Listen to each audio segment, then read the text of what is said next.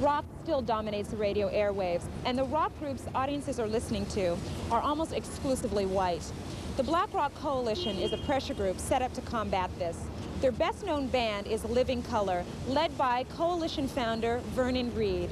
The band has been together for a number of years, but it was the attention of Mick Jagger that got them their major record deal. They've just released their debut album, Vivid.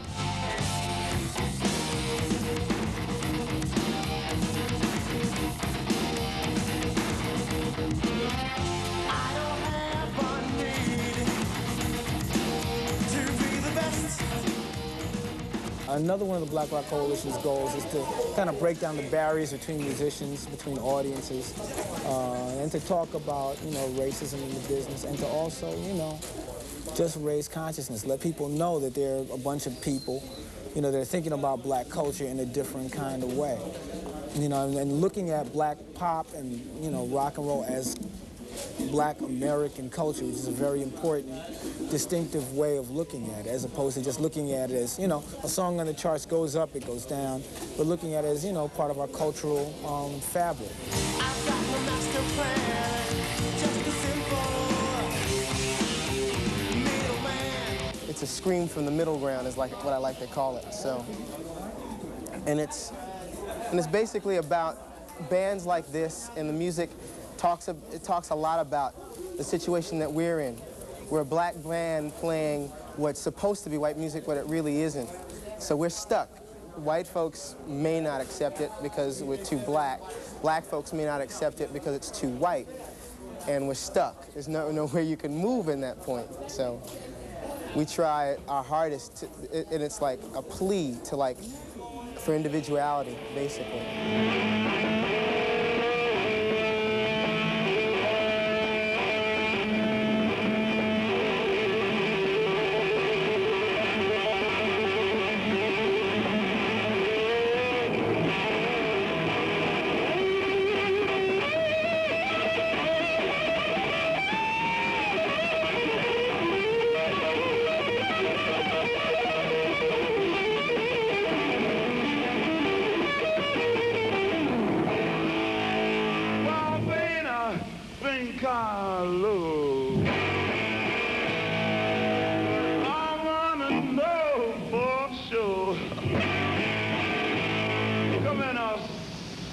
To the one more time again.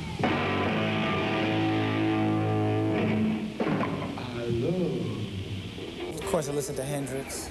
But I got into Hendrix later on, but the first person I heard was Carlos. One of the things that influenced me about Carlos Santana was that he was able to bring his ethnic heritage to rock and roll and have it accepted as rock and roll, because he, had the Latin percussion and, Latin rhythms. And he talked about community type subjects in his music, but at the same time, it was rock and it was accepted that way. So that was a big influence on me, that he could be himself and still do rock music.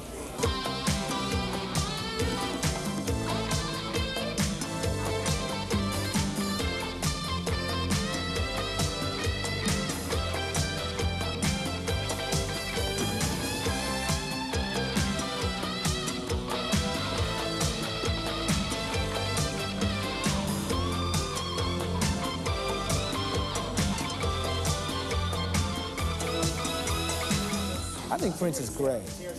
I've had some, there are times when I like Prince or I don't like Prince, but he's always taking chances and he's always stepping ahead of himself. There are a lot of people that are imitating Prince, but Prince has never imitated himself. He's kept moving. And I think he's one of the few black artists that really deserves the term artist, honestly. He's a tremendous composer, tremendous arranger, tremendous dancer, performer, vocalist, multi-instrumentalist. He's a killer. He's a killer.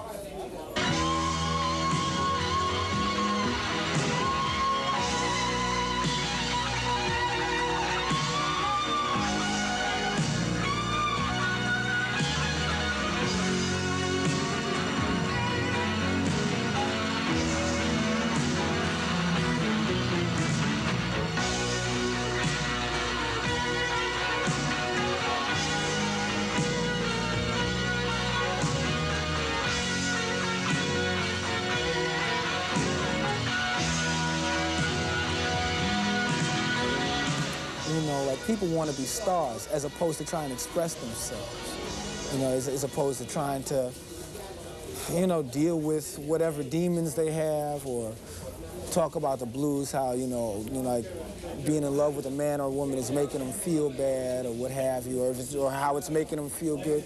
It's like all controlled by the charts. You know, if I make this move, it's like playing chess. If I make this move, then that thing will happen.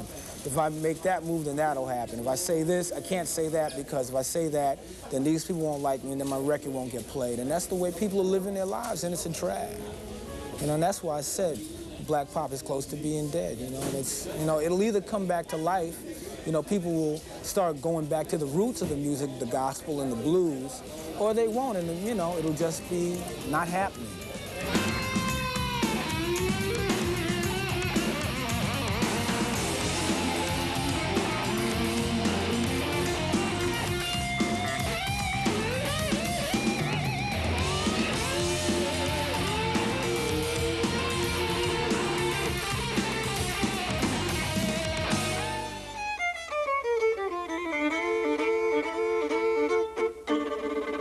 Still to come, the son of a reggae legend looks toward tomorrow.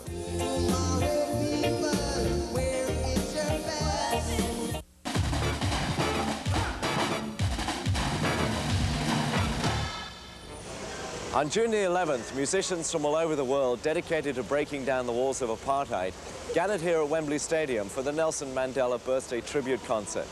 There were many African artists on the bill, including from Mali in West Africa, Salif Keita, who, specially for Wired, performs now his ballad about a mighty African king, a beautiful song called Suariba.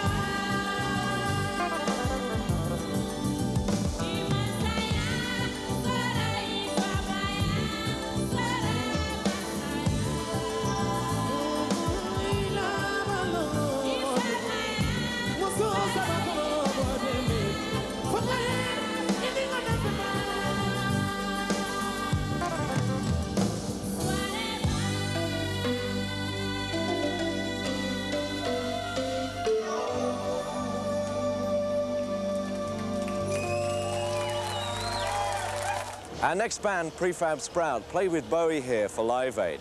Their new single, The King of Rock and Roll, could well become their breakout hit. It certainly has a great catchy chorus, and you'll love this if you're in a certain town in New Mexico. Prefab Sprout and The King of Rock and Roll. All my lazy teenage ghosts are now high-precision ghosts, and they're coming round the track to haunt me. When she looks at me and laughs, I remind her of the facts. I'm the king of rock and roll, completely. Up from suede shoes, my baby blues. Hot dog, jumping frog, Albuquerque. Hot dog, jumping frog, Albuquerque. Dream helps you forget. You will never dance a step. You will never fleet of foot. Hippie. All the pathos you can keep for the children in the street, for the vision I've had. It's sweet thing. New broom, this room is sweet clean. Hot dog, jumping for Albuquerque. Hot dog, jumping for Albuquerque. Sinner boy, hot kicking dandy. Fine figure, fine color, fine figure, fine, oh yeah. Long-legged candy. Fine figure, fine color, fine figure, fine, oh yeah. Now my rhythm ain't so hot, but it's the only friend I've got. I'm the king of rock and roll, completely. All the pretty birds have flown. Now I'm dancing on my own. I'm the king of rock and roll, completely. Up from suede shoes, my baby blues. Hot dog, jumping for Albuquerque. Hot dog, jumping for Albuquerque. Silly boy. Hot dog, jumping for Albuquerque. King of rock and roll. Hot dog, jumping for Albuquerque. Yeah. Hot dog, jumping for Albuquerque. Simple chords. Hot dog, jumping frog, Albuquerque. Hot dog, jumping frog. Albuquerque.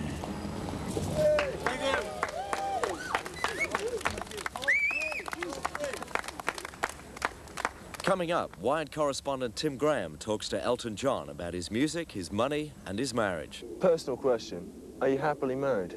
Yeah, I'm fine, yes. How about you?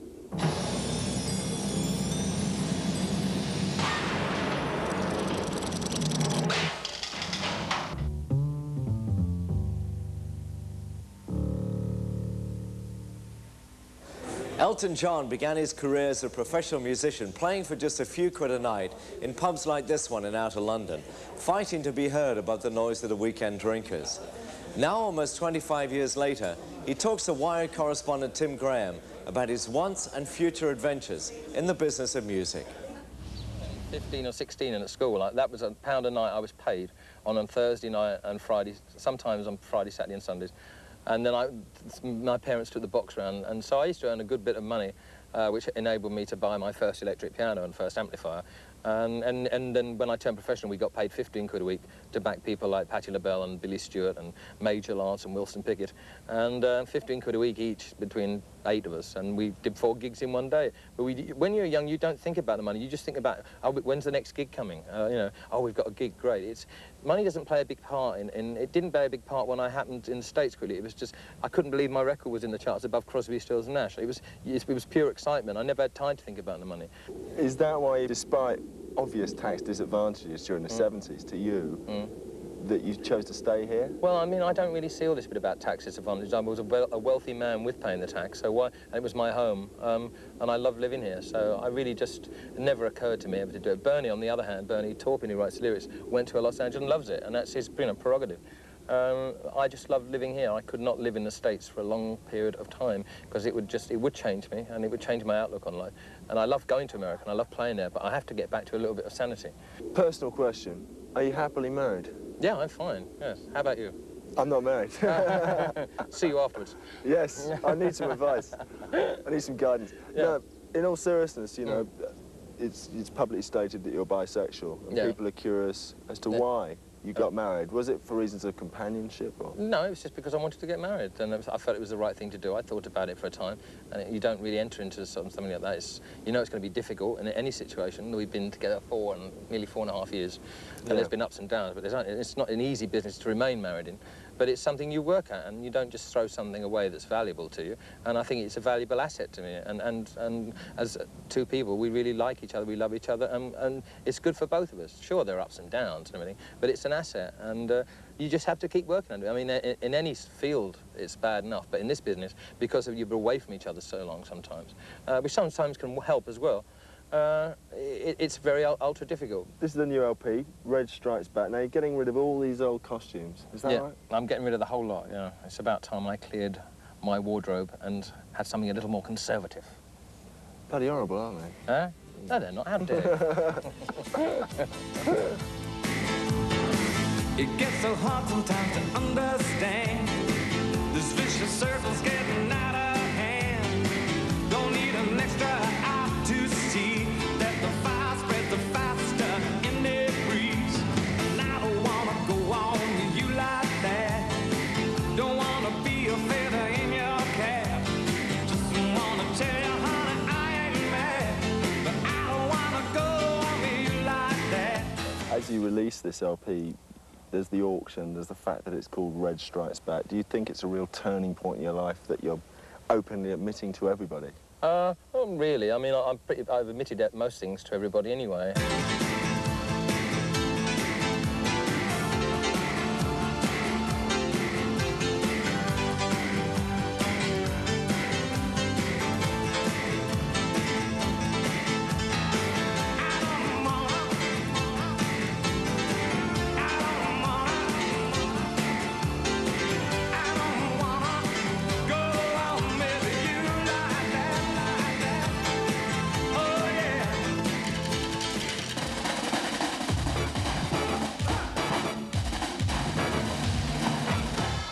Next week, Wired will be coming to you from out west in Arizona. U2 shot the sleeve for the Joshua Tree in this landscape. We've traveled out here to meet In Excess, who come from another hot outback, Australia. Michael Hutchins, he's hot, he's rad, he's like the thing right now, and I want him. 'Cause I'm not sleeping. There's something about you, girl. And in London, Steve Winwood takes us back through the highlights of his incredible career. Give me some more love every day. But stick around, we'll be right back with some live reggae.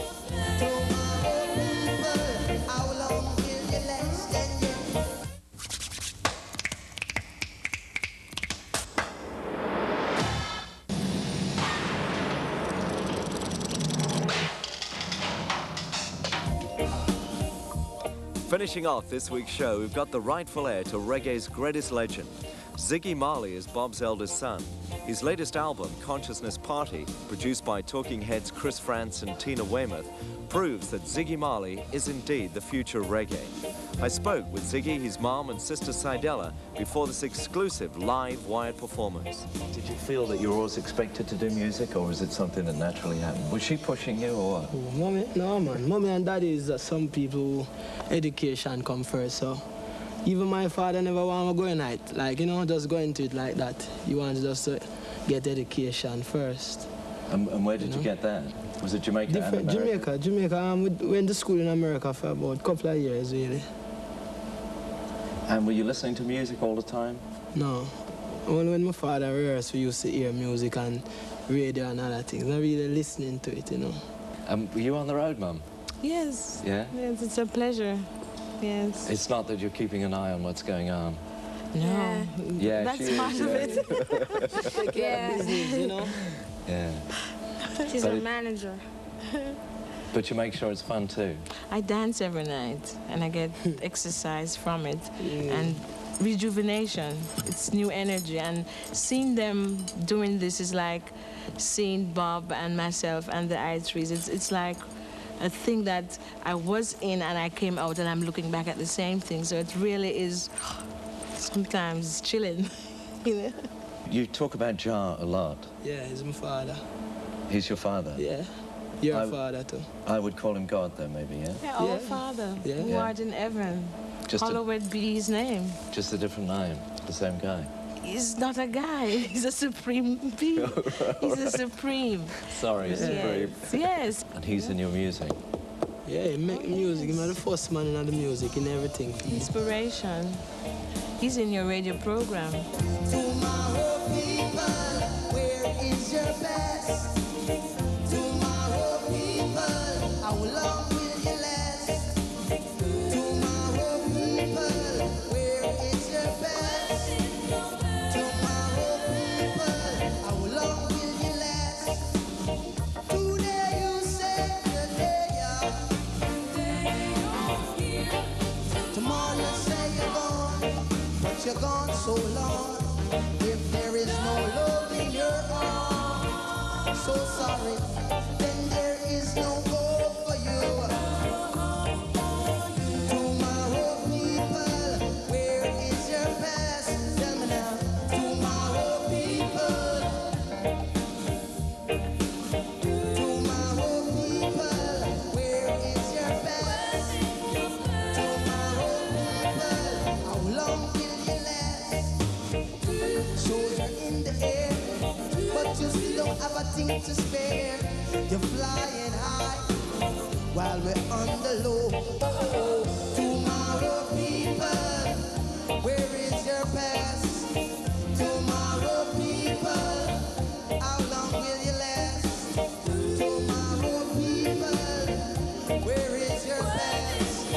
Tomorrow, people, how long will you last? And yeah.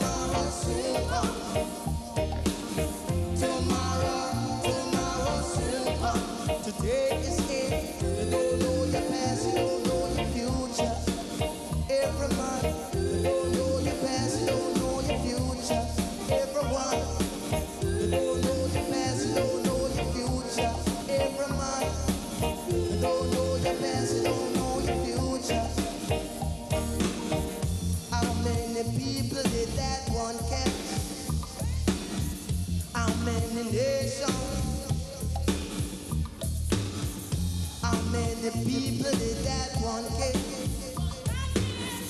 How many nations? Come on. You don't know your past, you don't know your future. Every man, you don't know your past, you don't know your future. So come on.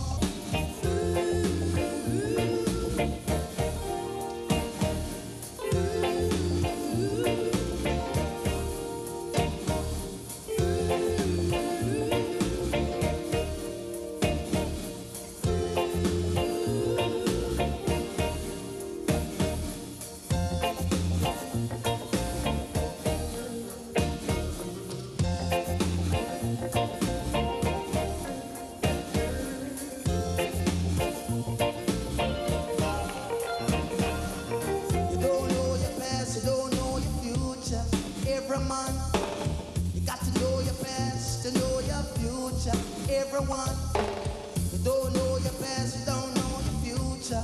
One love.